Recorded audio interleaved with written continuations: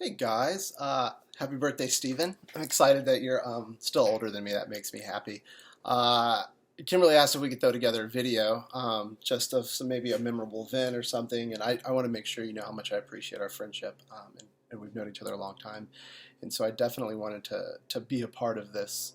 Um, so yeah, so I don't know really what my favorite memory might be.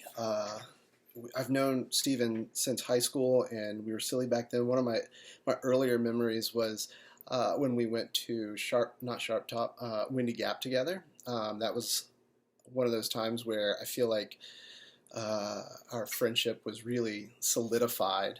We kind of hung out a lot that weekend. We'd already been hanging out a good bit, but that definitely helped, and it was one of my earlier memories. And so that was kind of fun. It was a good place and a good time to sort of build our relationship. And I had long hair, and he kind of looked like my lover, which kind of made me hold on a second. Hey, M, why is Jack dressed up like a Victorian lady? What? No, who's Lady Crawley? When did you start watching Downton Abbey? Okay, take it off of him. It's ridiculous. No. How'd you even get that? Sorry. For some reason, a lot of my earlier memories with Steven revolve around seagulls and tormenting poor seagulls. Steven, early on, he used to drive this reddish station wagon, and he taught me this trick. We'd go to Burger King, and he'd put, hey, Osita, and he put French fries from the Burger King along the dash of his car.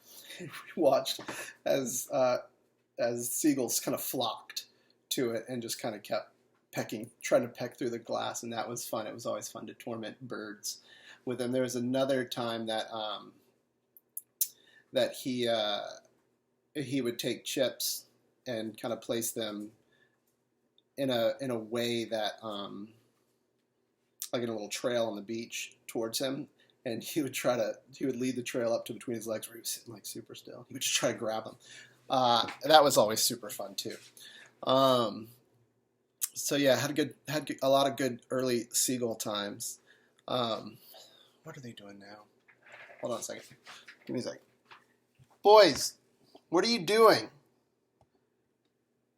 No. Where did you get a salmon? Is it alive? Where did it come from?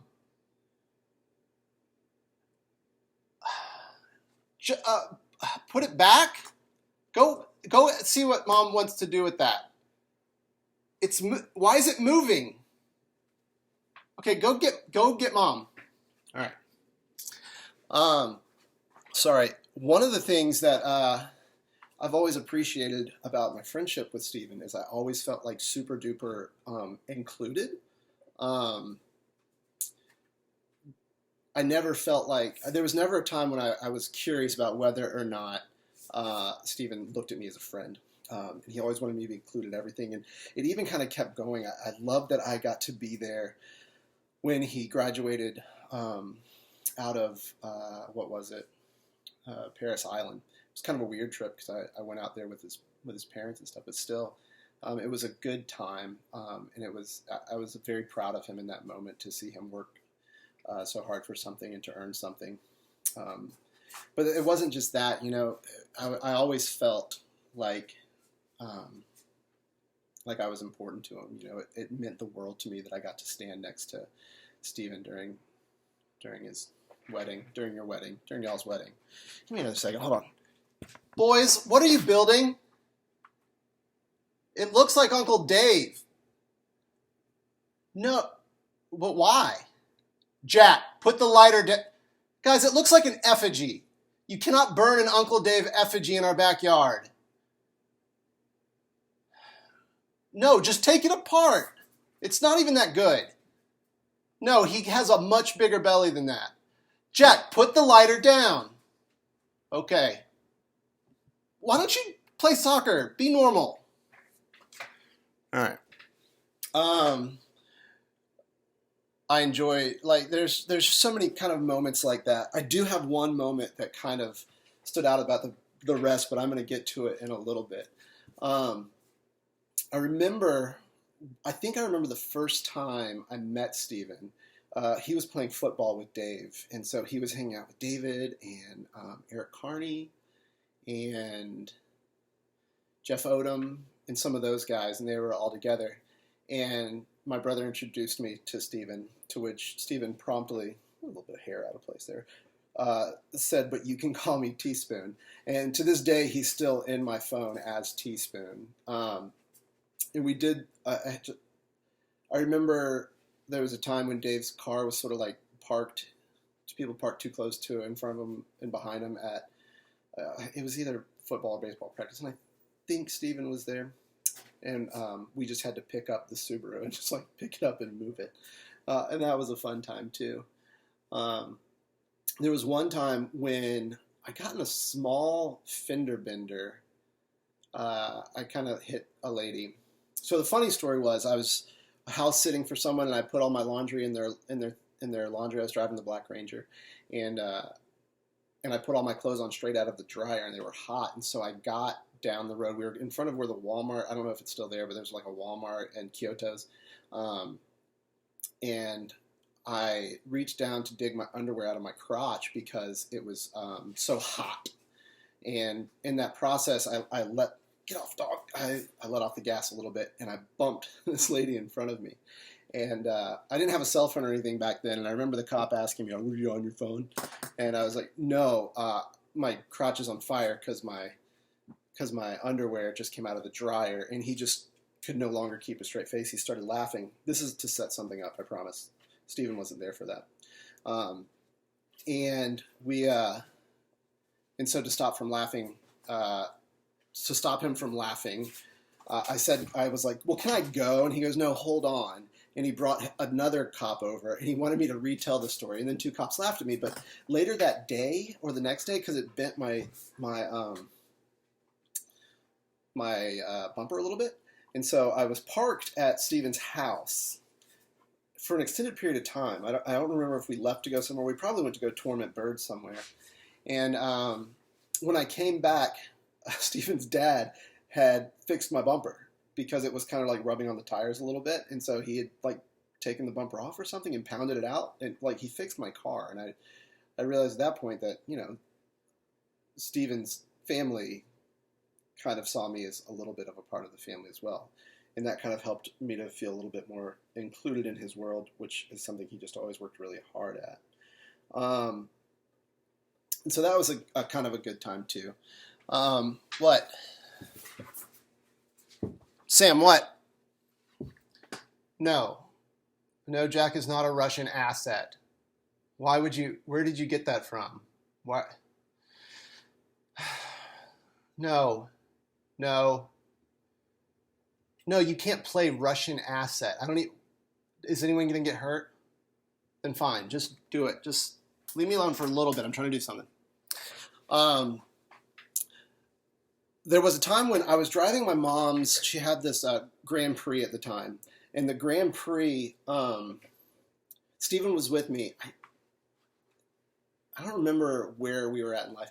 And I was getting ready to take a bunch of kids to, because I think I was on staff maybe at the time with Young Life. And so I would have been like early college, like year two of college or something like that. And Stephen was with me, and we were driving in downtown. And I was approaching a red light. Go away, dog. I was approaching a red light that I didn't see. And Stephen just assumed that I was messing with him. And so he didn't say anything. He was like, "Okay." And he's just kind of like tensing up, and I didn't see the red light. And I just ran straight through this red light in downtown Savannah. And literally a car went right in front of us and another one right behind us. There's no reason we should have not gotten hit in that. It was a miracle in the car. And I looked at Steven, and he goes, "I was wondering if you were going to stop." And I said, "Why didn't you tell me to stop? It was a red light." He goes, "I thought you saw the red light and you were just messing with me." And I feel like that defines a big portion of our relationship, is that like we wouldn't do the smart, sane thing because we were assuming that we were messing with each other. And so that was definitely one of my most favorite memories was almost dying with Steven in the car. As far as my most favorite, I can't think of. Whenever you've been around someone so much and you feel like you've grown up with someone, all of those memories kind of morph together. And I'm just really super thankful that, for me, those morph together with Steven. I'm glad that I have that collective memory of things, and instead of having all these individual memories, which I do have a bunch of, instead I have this one memory feeling.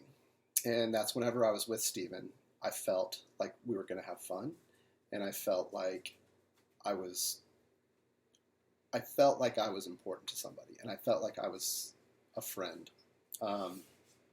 So yeah, so I think that's about the best I can do. If I think of anything else, I'll definitely come and add it to maybe this video and see if I can't put them together.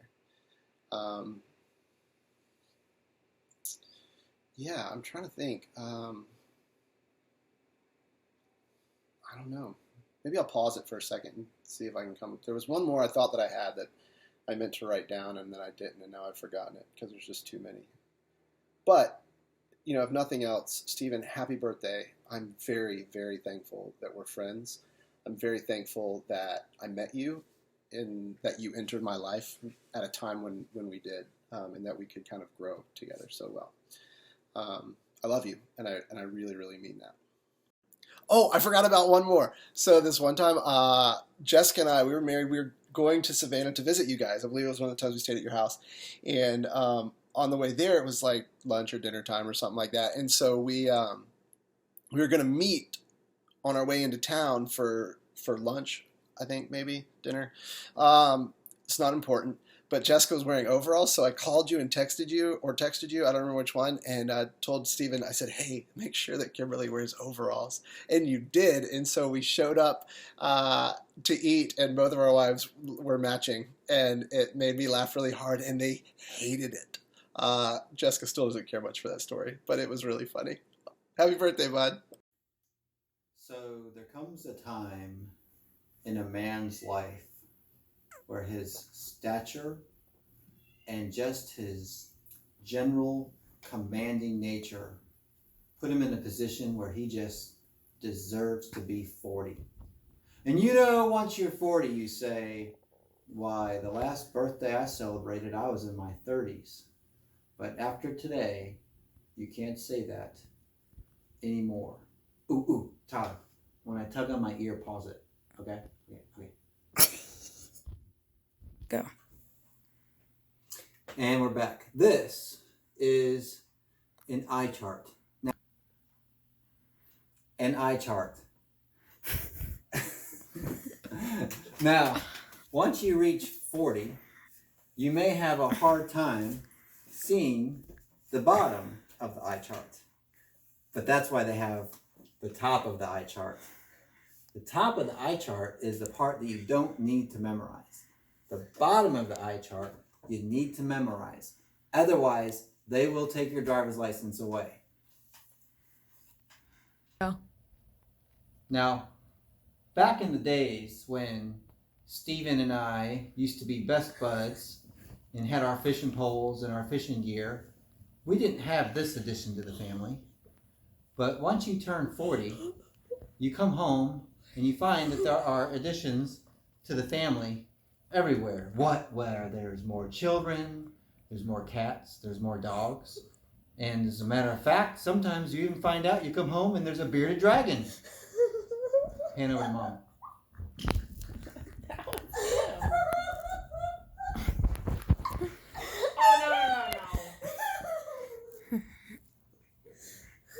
One.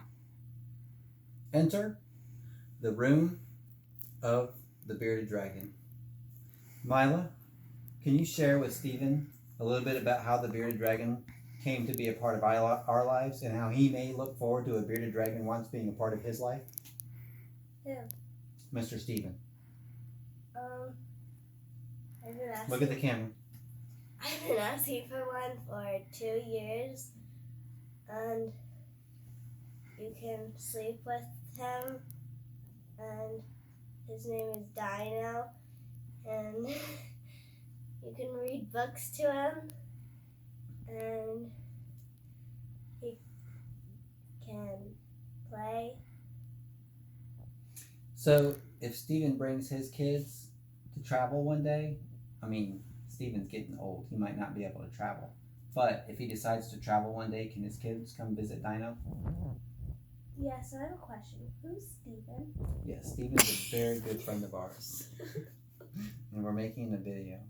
I'll go show you the pictures of Steven later. Okay. Tyler, you can zoom in on Dino now. Oh, that looks beautiful. Very blurry. Oh, yeah. He's looking right at the camera as well. Just, you can't really tell. No, he's looking on the cricket. Oh, can you zoom in on the cricket? You could have told me if I click on the... I see poop. The cricket's in the cricket is actually eating Dino's food. Oh. It's really hard to do this. Oh my gosh. It's right there. If you can... This will stop. Okay.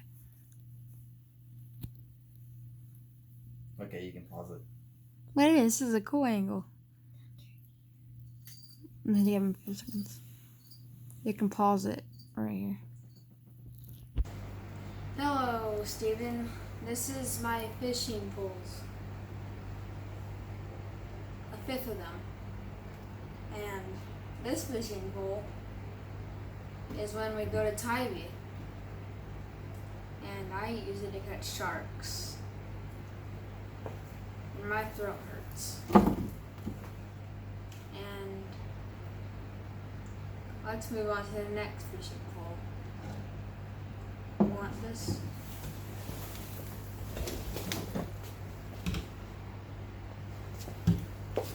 It's a 6-foot fishing pole. Maybe 7. This one is for when we go freshwater fishing. I want to zoom in on this. It's a Bass Pro It's a Bass Pro brand, and it's good. The battery died. And Oh, it was a November day in 2012. The water was roaring. The fish were biting. Tyler was a lot younger. So was Steven. But we caught sheep's head. And we caught some nice reds. Tyler and Steven were the pros. Tyler has never had a fishing buddy like he had with Steven. If only he would come back one day to fish again. So here we are, standing in a spot that we just thought would be a fun spot to stand and talk about Steven, whose birthday is happening. But it's not just any birthday. It's a birthday that started with a Coca-Cola truck that drove by, only to say that the foundation of it all started at maybe one of the second residences ever known to where Steven may have lived, also known as the Links. Now, I don't know what it was called when Steven lived here, but I should say there were office parties. Ah, such a cozy dwelling. I have no memory of the actual location other than it being in the wilderness, in the woods, in the back. And I remember the things that went on here can probably really only be things told through the stories of Steven. Yeah, I don't know if this is it or not.